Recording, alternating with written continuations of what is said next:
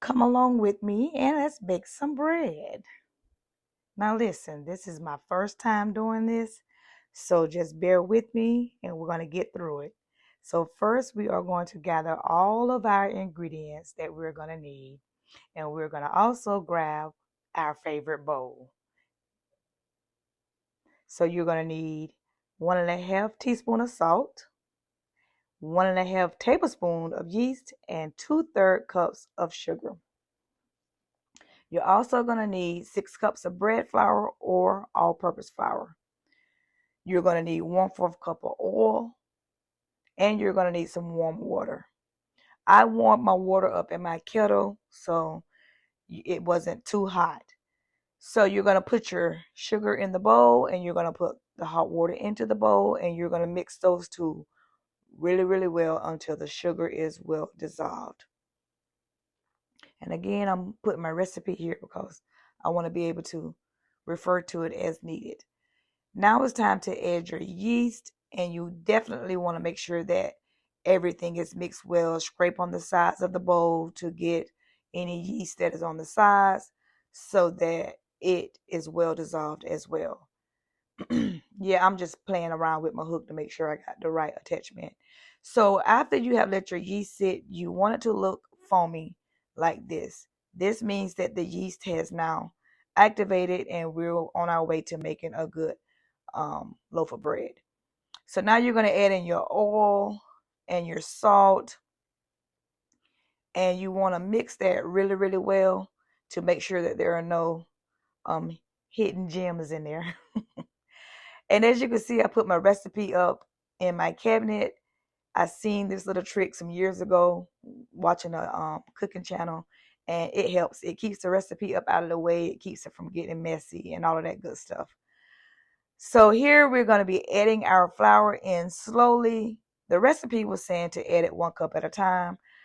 I tend to just add in things slowly just to get things mixed in. So here I'm doing the same thing that I would normally do if I'm baking a cake or something. I would just add in the flour very slowly and just mix by hand, or you can mix with a mixer. I did both. I did some in the bowl, and then once it started getting a little too thick, I decided to go ahead and change it over to my mixer. And with my mixer, I put on the hook attachment. And so now I'm just going to start adding a little bit more flour so that I can go ahead and get this all mixed up. Of course, you want to clean as you go so that you can make sure everything is good. So the flour got mad, I guess, because I threw it in the mixer. And so it started shooting back out at me. So I just decided to cover it with a towel for the last little bit of flour.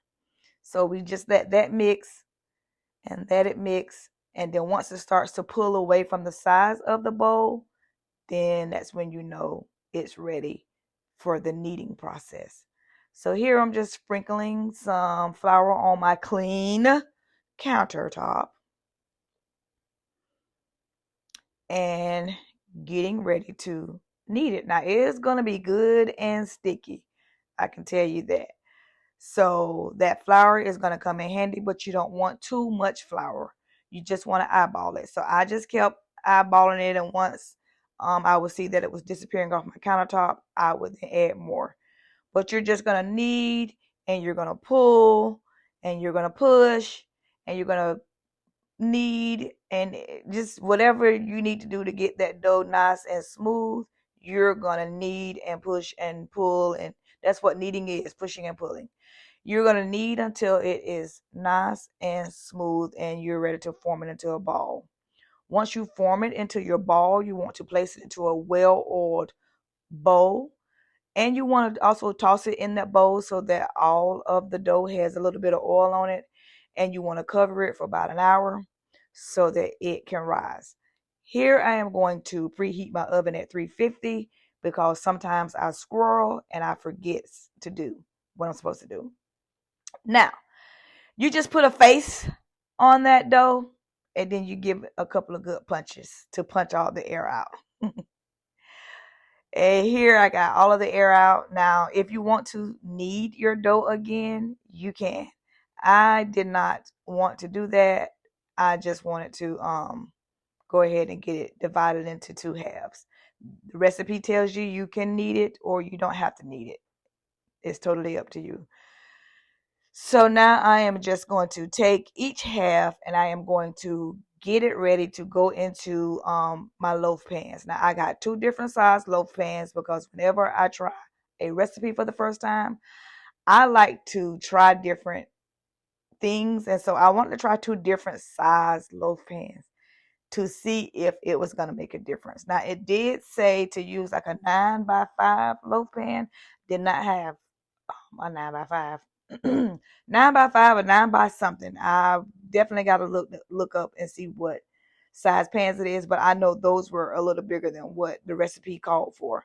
But we had to keep going because I didn't have no other choice, because I didn't have no other loaf pans. But anyway, so here I am just pressing out that dough, and you got to let it sit for another 30 minutes and let it rise again. Here it is after it has set for 30 minutes, and now it is ready to go inside the oven. Once you get it in the oven, you're going to let it bake until it's golden brown.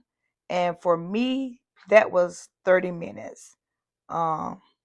It would be different for everybody, I'm sure. Here's the good part. Do not skip this step. Whether it's margarine, whether it's butter. Now for me, it's butter. I like real butter. Or it's plant-based butter, organic butter, whatever. But go ahead, and I must say there was no special lighting or anything. That is the bread in its real form from the light. So I really like the way this turned out. So here I am flipping the bread out so that I can go ahead and get it sliced up to see what we're looking and tasting like inside.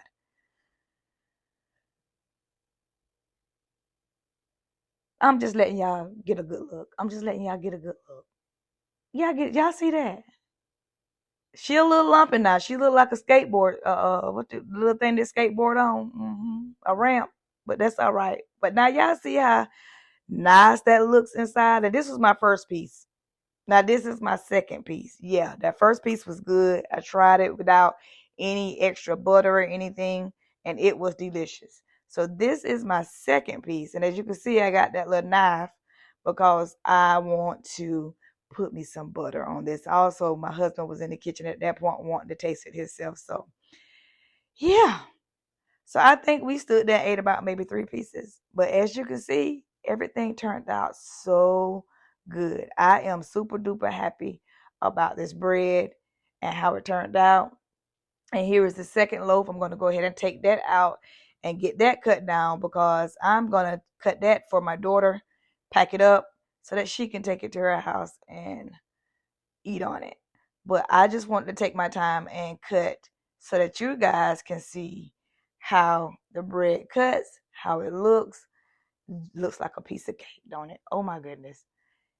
So right here, I'm just going to be cutting this up into a small loaf. Well, I'm going to be cutting it up into slices.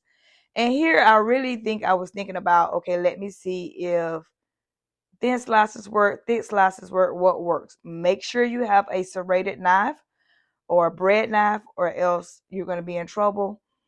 I love this knife. It does not give me any issues. But do you see how good that bread is cutting? Yeah. So thank you so much for watching. If you made it to the end of this video, then that means that I done something right and you enjoy what you heard and what you saw. And if that is the case, please like and subscribe.